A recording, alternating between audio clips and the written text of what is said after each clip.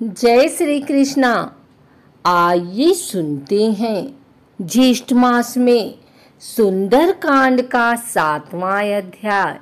राक्षस राज रावण के चले जाने के बाद भयानक रूप वाली राक्षसियों ने सीता को घेर लिया और उन्हें अनेक प्रकार से डराने धमकाने लगी।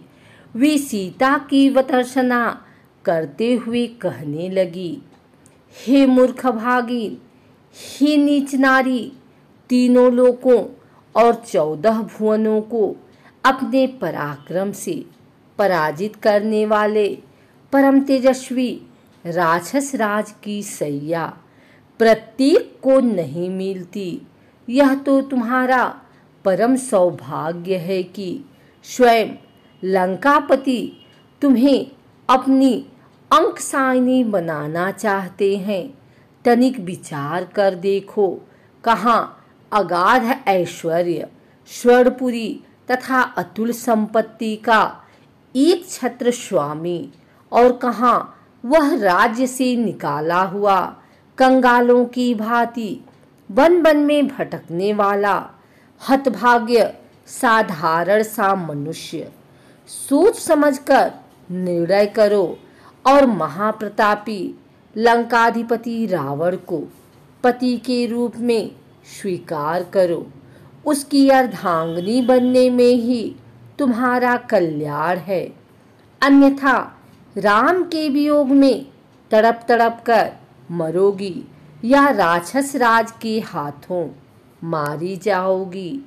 तुम्हारा यह कोमल शरीर इस प्रकार नष्ट होने के लिए नहीं है। महाराज रावण के साथ विलास भवन में जाकर रमण करो। महाराज तुम्हें इतना विलासमय सुख देंगे जिसकी तुमने उस कंगाल वनवासी के साथ रहते कल्पना भी नहीं की होगी। राक्षसियों की ये बातें सुनकर कमलनयनी सीता ने अश्रुपूर्ण नेत्रों से उनकी ओर देखकर कहा, तुम सब का यह लोक विरुद्ध एवं पापपूर्ण प्रस्ताव मेरे हृदय में क्षण मात्र को भी ठहर नहीं पाता। एक मानव कन्या किसी राक्षस की भार्या नहीं हो सकती। तुम सब लोग भले ही मुझे खा जाओ, किंतु मैं तुम्हारी बात नहीं मान सकती।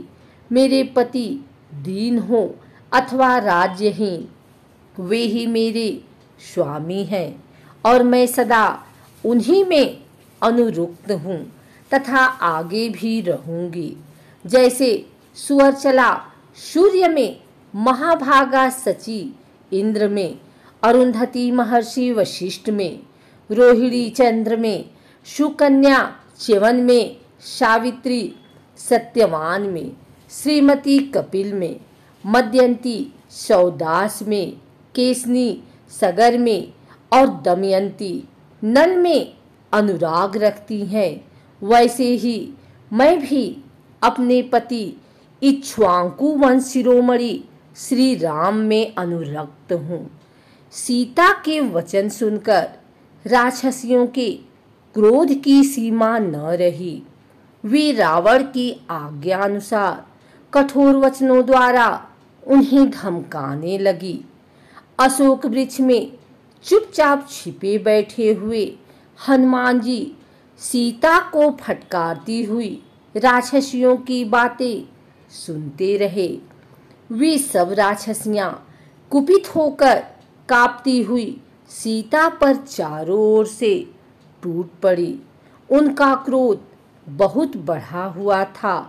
राक्षसियों के बारंबार धमकाने पर सर्वांग सुंदरी कल्याणी सीता अपने आंसू पोंछती हुई उसी अशोक वृक्ष के नीचे चली आई जिस पर हनुमान जी छिपे बैठे थे। शोक सागर में डूबी हुई विशाल लोचना वैदेही वहां चुपचाप बैठ गई।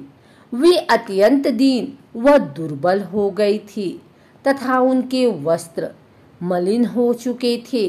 विकराल राक्षसियां फिर उन्हें घेर कर तरह तरह से धमकाने लगी। विकराल रूप वाली राक्षसियों के द्वारा इस प्रकार से धमकाए जाने पर देवकन्या के समान सुंदरी सीता धैर्य छोड़कर रोने लगी। विलाप करते हुए वे कहने लगी, हे भगवान, अब यह विपत्ति नहीं सही जाती।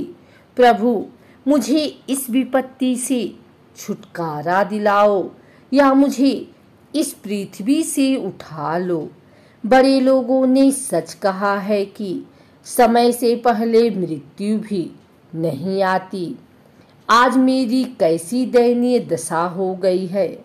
कहाँ अयोध्या का वह राजप्रासाद जहाँ मैं अपने परिजनों तथा पति के साथ अलौकिक सुख भोगती थी, और कहाँ यह दुर्दिन जब मैं पति से विमुक्त छल द्वारा हरी गई इन राक्षसों के फंदों में फंसकर निरीह हिरणी की भांति दुखी हो रही हूँ। आज अपने प्राणेश्वर के बिना मैं जल से निकाली गई मछली की भांति तड़प रही हूँ। इतनी भयंकर वेदना सहकर भी मेरे प्राण नहीं निकल रहे हैं। आश्चर्य यह है कि मर्मांतक पीड़ा सहकर भी मेरा हृदय टुकड़े टुकड़े नहीं हो गया। मुझ जैसी अभागिनी कौन होगी जो अपने प्राणाधिक प्रियतम से बिछुड़कर भी अपने प्राणों को सजोए बैठी है।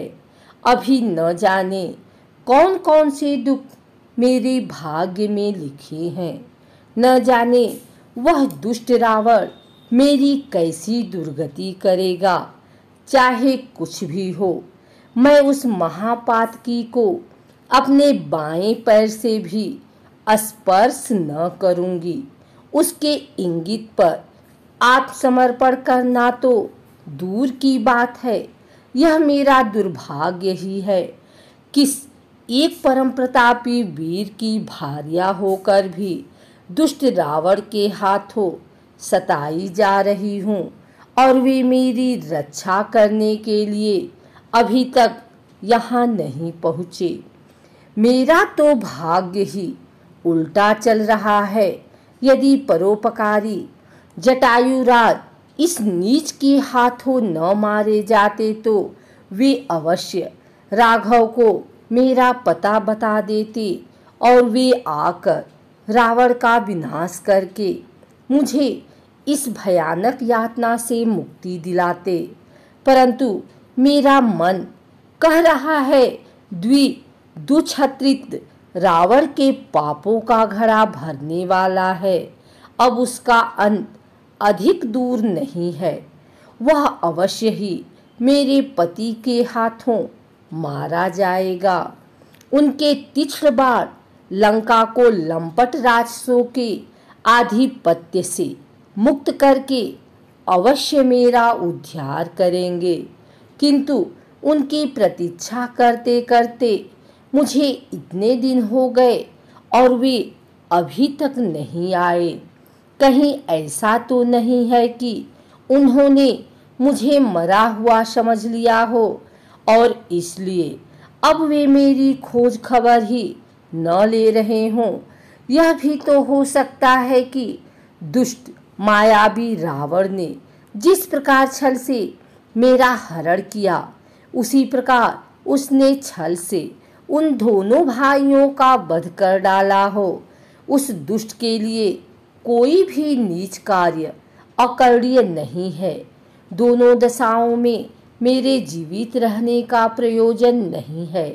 यदि उन्होंने मुझे मरा हुआ समझ लिया है या इस दुष्ट ने उन दोनों का वध कर दिया है, तो भी मेरा और उनका मिलन असंभव हो गया है।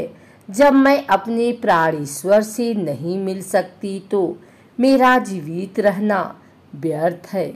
मैं अभी इसी समय अपने प्राणों का उत्सर्ग करूंगी।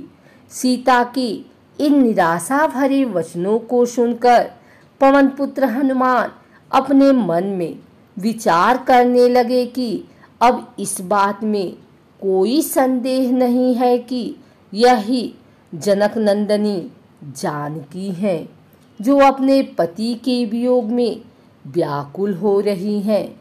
यही वो समय है जब इन्हें धैर्य की सबसे अधिक आवश्यकता है।